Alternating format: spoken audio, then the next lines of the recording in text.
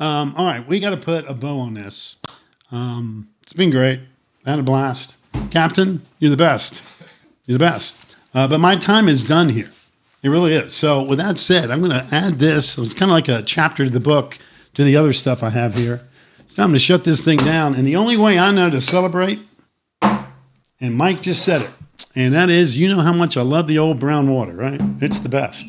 So I'm going to have a cocktail, and I'm going to salute all of you guys and wish everybody the absolute best. Right, there it is. Cheers. Again, Woodford Double Reserve. I'm getting ready to take off the headset for the last time.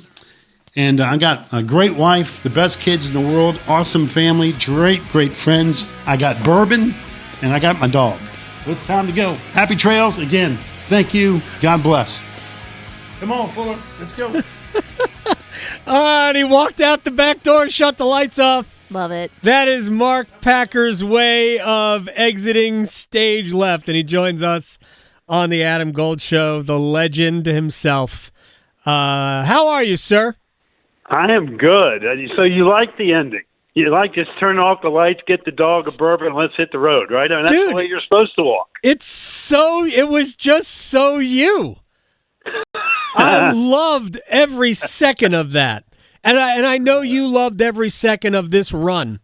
And I know there's always things that you wish you didn't have to deal with, but man, I know how much you love this league, and to be able to focus solely on this league for the last 6 years, 7 years, however long the network's been a thing, because you've been a thing with it. This really had to be kind of a dream. It was fun. I guess it wasn't work. And same thing with you. I mean, you do the same thing. You're in the hotbed of the ACC with Duke and Carolina and State, and knowing that every day you get out of bed, there's going to be something to talk about. It was a game. It was a score. It was a coaching move. It was a bad officiating call. It's a fan base that's PO'd. It's one that's fired up. It's one that's going to win the national title. It's one that's going to fall flat on its face. There's the beauty to know that every day you get out of bed, there's going to be a blank canvas with great storylines to talk about. And Adam, you've lived the same life too. This league, and really college sports for that matter, doesn't matter if we're in the ACC, SEC, or wherever, there's always something to talk about. And, it's us idiots who get a chance to get paid to give an opinion, whether it's right, wrong, or indifferent. You hope it's educated and informative. But it's a great thing to do, and it was fun. But there also becomes, I think, a shelf life, at least for me, especially given the last couple of years with stuff that's happened from a personal standpoint that made it even more difficult to have fun, to talk sports. There reaches a point, at least it did for me, that, hey, it's time for me to go enjoy life. And so as much as I love the league, and I do, and college sports, as screwed up as it currently finds itself in, hopefully somewhere down the road can find some kind of stability where we can kind of enjoy it like we used to, even though it's still fun to a degree, I think. But, it just felt for me it was just time to get going. And, I'm going to be 63 in October, even though I act like I'm 23. But with my wife, again, we've got all these things that we want to do. There's things I want to do that I can't do when I'm chained to a desk every day of the week to do a 3-hour television show. And so I just reached the point where, hey, I'm ready to go see the world. I'm ready to go teach. I want to write. I love giving speeches. I mean, there's so much I want to do, but I can't do that if I'm going to continue to do the same thing day in and day out, even though I enjoyed it. So I had to just make a business decision. That's basically what it was. And so the idea, you'll get a kick out of this, everybody at ESPN was like, Pac, we want to do all this retro. And I said, BS on that. I don't want any of that. I mean, quite frankly, I hate that. I don't even like watching my own show or my own radio show. I wouldn't listen to it. So I'm like, hey, listen, y'all haven't listened to me for 6 years. Just listen to me for this one. So, for this last show, all I want is one thing. I just want the commissioner to be on. Because when we started Packer and Durham back in August of 2019, when the network launched, John Swofford was the first guest. Right. And John Swofford, ironically, was the first guest on Sirius XM when they decided to come up with these conference channels. And I approached the suits then and said, "Hey, listen, I want to do an ACC show." They were like, "Pack, you're already doing a show on Sirius XM." I said, listen, the ACC, I could do this with my eyes closed with no additional prep work. Let me have it. And they said, "Okay, if you want to do it, who do you want to do it with?" I said, "I don't know. I'll come up with somebody." It was Wes.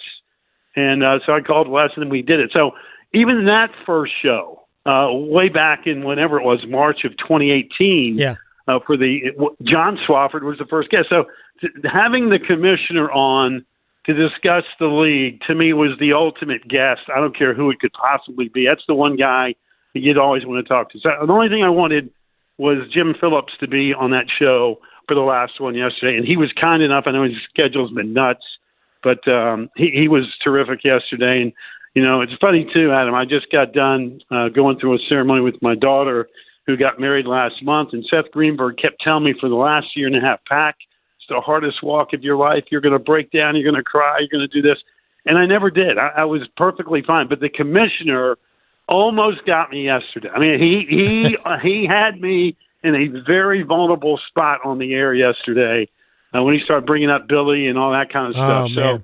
But I really appreciate him coming on. But it was yesterday. It felt like 1,000 pounds, quite frankly, had been lifted off my shoulders as soon as I got my bourbon in my hand and Fuller was walking out the back door. For the first time, it felt like 1,000 pounds had been lifted from my shoulders. It really felt good. Mark Packer is joining us here on the Adam Gold Show. It says on the screen, almost former. I guess it is former. At Mark Packer on Twitter. Before I get into it's really not the commissioner, just the state of the league. The first thing you said, you're going to go see the world. What part of the world are you going to see first? Well, the first thing is my wife and I are going to go actually in 2 weeks. This has been planned for about 6 months. I love Northern California. I love the Bay Area, and I didn't say that just because the league brought in Stanford and Cal. I know people think that, but that's not true. I love San Francisco. I love the Bay Area. I'm a huge San Francisco Giants fan. And so for 6 months, we've had this plan to go to Northern California and then go down to Carmel and Big Sur, which is just a spot for me personally. I just kind of resonate with it. I connected with it for whatever reason. It's not one of those spiritual crazy things, but there's something about that part of the world that I love. But we are going to do a bunch of international travel, which I love. I can't wait to see the world, like I said. But we're going to go in January. I told my wife 10 years ago, I said, this is back when I was doing Sirius XM only. I said, listen, when I retire, she goes, "You're never going to retire." I said, "Oh, yes, I am. I promise you, I do not want to do this the rest of my life." I said, but she loves tennis, and I put up with tennis. She loves it, and I put up with it. And I said, listen, when I retire, I said, we are going to go to every Grand Slam event. Ooh. We're going to go to Melbourne.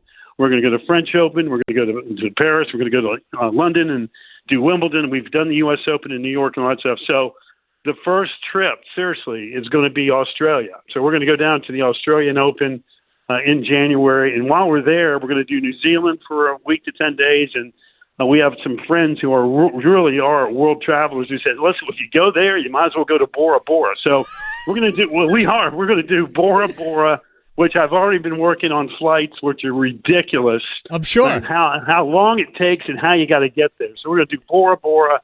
We're going to do New Zealand, and we're going to do Australia. So that'll be our first 2026 trip, which will be January and parts of February. So really looking forward to that. And again, that's I just want to go see the world before I leave it. That's the game plan. Mark Packer is joining us. All right, let's get to the league. What a transition! It is a tremendous transition because I believe Bora Bora State is going to be the next addition to the Atlantic Coast Conference. Auckland Tech also, I think they'll come in together. I keep bringing this up to people that maybe don't understand just how rapidly the drastic change has been in college sports. Because I remember vividly talking about, this is probably 99 or 2000, which is a long time ago, but isn't that long ago, when the ACC paid out $9 million per school at that point. There were only 9 schools in the league, Florida State being the 9th member. And they paid out $9 million per. and they were the highest paying conference. The SEC was distributing $8 million per league, per league member. And so much has changed. Where we are now, what are your thoughts on where the ACC is as a league today? It's kind of crazy, those numbers. I mean, really, isn't that what the SEC now is paying if you rush the field? It's like $8 million.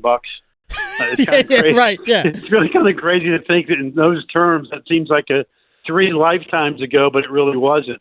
As far as the league goes, and I kind of mentioned this to the commish yesterday, at least it feels like there's at least some stability within the conference in the short term, and I say short term meaning the next 4 to 5 years, because I think when this next TV package comes, whatever we grew up with and whatever we perceive college sports to be is going to change forever and ever. But I think between now and then, the league is probably in as good a spot as it's been maybe since what you just talked about. I mean, there's no lawsuits. I mean, obviously the Clemson, Florida State, ACC, discrepancy has been put to rest. The TV package seems to be locked and loaded with ESPN, of course, agreeing on through 2036. So there's some stability within the league. Can they catch the SEC or the Big Ten? I don't know why anybody thinks they can. I mean, everybody keeps talking about this money grab.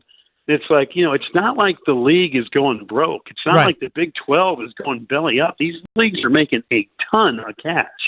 In fact, the league has never made more money. So everybody always says, hey, well, the bars, the SEC, they're playing by a different set of rules based on their new television contract. So I'm not sure that's even feasible to think that you can catch them. The object is to make sure you're not last. It's like if you're being chased by a bunch of lions. I mean, hey, I don't have to be the fastest guy. I got to make sure I'm not the slowest dude, right? So the league has kind of proven that it's not the slowest dude running from a pack of lions. But it doesn't mean it's perfect. And in some respects, what the league has to do is start winning games. Yes. I mean, this is true in men's basketball and football. I mean, the league has never had a problem scheduling big-time games. That is not a problem. In fact, it may do the best job of anybody in terms of, hey, let's go play somebody, games of note. But at some point in time, you have to start winning those games. You can't sit there and say, well, we're 2-14 in the ACC SEC Challenge, and everything is good because by the time we get to March, we should get 8 teams in. It doesn't work that way. So you got to start winning, and there's got to be a commitment from the top down. And, you're going to find out now with this NCAA House settlement who's in the mood, right? Who is in the mood to say we want to be relevant when it comes to college sports? And that's what we're getting ready to find out. Mark Packer is joining us here on the Adam Gold Show. Here's a criticism I have of the league. I don't know how much money they paid to Deloitte to come and go to the ACC meetings, and whether it's at Amelia Island or wherever they are, and give them advice on basketball scheduling. And somehow that advice involved North Carolina and North Carolina State not playing twice. I don't, for the life of me, understand why we can't say, all right, we're not playing everybody, because there are teams that will not play each other during the course of the college basketball season within league play. They've gone from 20 to 18, which I think was smart. But if there's going to be a team we can't play, why can't there be 2 teams we don't play, so we can make sure that NC State and UNC always play each other twice? For schools that don't necessarily have the 2 teams we've got to play, okay. The SEC has schedules that don't involve automatic we must play games. Why can't the ACC think a little bit outside the box here? Well, I think it takes 2, and I'm with you with what you just said. But I think it takes 2 to tango a little bit. If NC State and Carolina were really interested in playing too, they could. We kind of see this in football. If I'm not mistaken, I think like NC State and Virginia are playing this. They're playing this fall, and that's a quote unquote non-conference game. We've had North Carolina and Wake for multiple years play non-conference games. I'm not sure why you couldn't do that in hoops. I mean, they could. I just think that's kind of silly, but I'm not a fan of it in football. Yeah, I get it. I understand. But if you want the game, and certainly there will be interest. I mean, Will Wade just last week guaranteed you that your job is in great shape come basketball season because he's going to stir. And I think it's great. I mean, I think the league desperately needed some personality of some people that, quite frankly, just don't care if you're pissed off about it. I'm here to kick your rear end, and what are you going to do about it? So I think it's great. But it's going to take two to tango. Like if North Carolina and NC State were so outraged for, say, hey, you guys, you could straighten this out. We got a conference game. We'll go play another one in a non-conference game. Let's go. And guess what? It'd help your strength of record if you're both as good as you think you're going to be. So, this scheduling thing gets complex. Well, listen, when you have 18 teams in your league, this is not me and you going back to the good old days of the ACC going, hey, you're coming to my house, I'm coming to yours. We're going to have a good time. Life's good. It's complex. Scheduling is hard.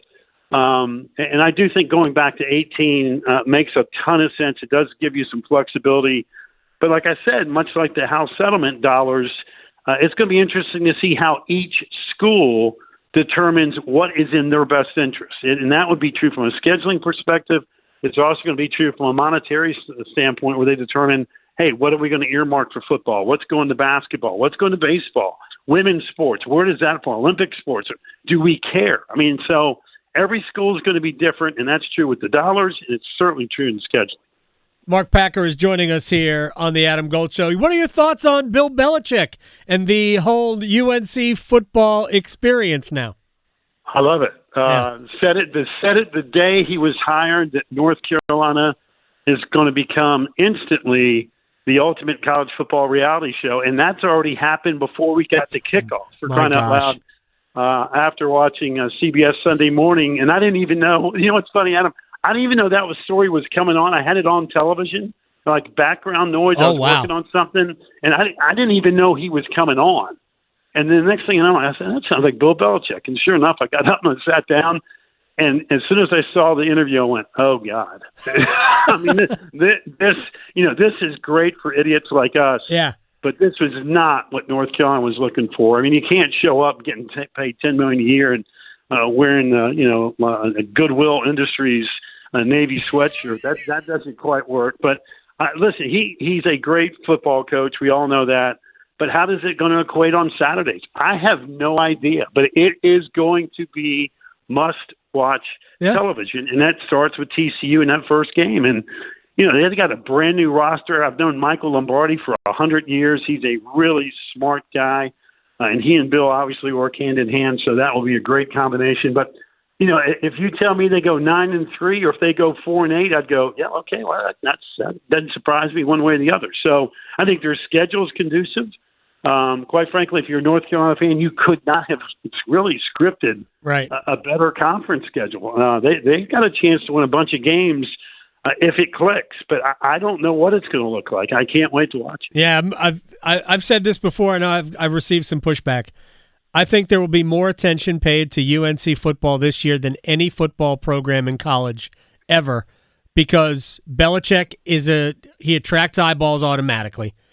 Everybody wants to see, both pro and college wants to see if this is going to work.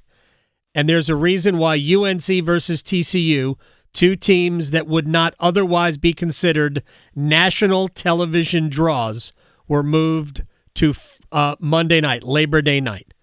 Everybody is going to want to watch this, good or bad. Right. People are going to want to watch this.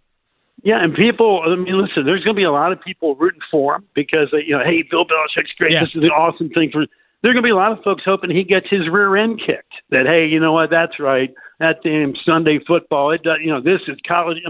So I get it. That's the beauty. That's why I said it's going to be the ultimate college football reality show, because people who normally couldn't find Chapel Hill on the map will suddenly on Saturday go, hey, how did Belichick do today? It's kind of like when Dion went out to Boulder. You're thinking, all right, here's Coach Prime, and he's going to shake up the lineup, and he's all about swag and all that. People are paying attention to him. It turns out he's a pretty good football coach. He knows what he's doing. Whether you like his style or not, that's a totally separate issue. So, again, I think it's great for the league. It's great for Carolina. And much like our conversation earlier here today and also with the commission yesterday, the bottom line is you got to win. right? I mean, they can't go 6-6. Everybody go, well, it's great that we're going to the dogatmyhomework.com bowl. Nobody cares about all that stuff. You got to win. And so from literally the first game when, TCU comes out in Chapel Hill, you're going to pay attention. That's a very important game right from the get-go for not only Carolina and Bill Belichick, but also for the conference. By the way, flights, Mark Packer, from Charlotte to Bora Bora. I got it. Round trip. Got it. Oh, you already got it? Oh, I got it. All Listen, we're going Charlotte not that bad. to. I'm going to tell you, I'm going Charlotte to L.A., and then I've got like a 5-hour delay, and then I go L.A. to Tahiti, and we're going to have one of those trips where you can sleep on the plane, I hope. And then when you get off to Tahiti, we have like a 3-hour delay, and then you fly into Bora Bora, which is a 50-minute flight. Beautiful. So I'm all over it. I'm all over it. Oh, man, I'm envious of you. Thank you very much for coming on. Anytime. I will. If you ever want to talk ACC sports, listen. I am. You know me. It's like yesterday. You sent me a text. I'm in. Listen. What else do I have to do until I got 8,000 things to do? So you have that Woodford Reserve you got to finish. Oh, dude! And by the way, I screwed that up yesterday. I was so excited to get out the door. That's Woodford Reserve Double Oaked. I think I called it Woodford Double Reserve or something. I was just excited to, number one, sip it, and number two, get out the door with my dog Fuller. So, but that stuff is gold, and again, they're not paying me for it. I wish they were, but that is a nice sip. That's a good. If you're just looking to chill out, I normally put one ice cube in it, but I went neat yesterday. But man, that is an outstanding sample of brown water. Good for you, Mark Packer. I appreciate your time, man. Enjoy what's next, and I'll talk to you soon. All right, Adam. Be good. Enjoy the weekend. Take care. You got it. Mark Packer here on the Adam Gold Show.